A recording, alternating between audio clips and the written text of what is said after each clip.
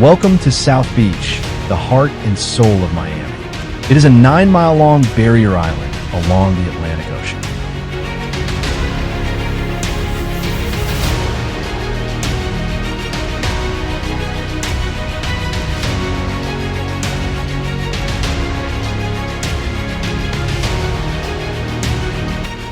South Beach was first developed by an American entrepreneur, Carl Fisher, as a resort destination in 1910. The beach's shoreline was extended through sand dredging projects in the 1920s and 1930s, and the sand was imported from the Bahamas.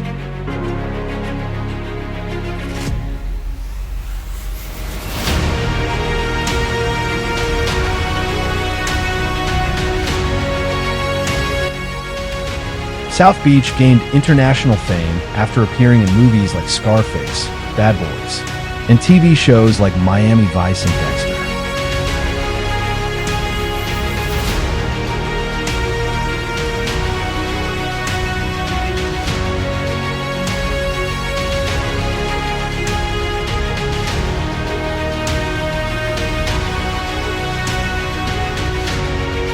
The beach is home to the largest collection of Art Deco architecture in the world, and it's known for its vibrant nightlife.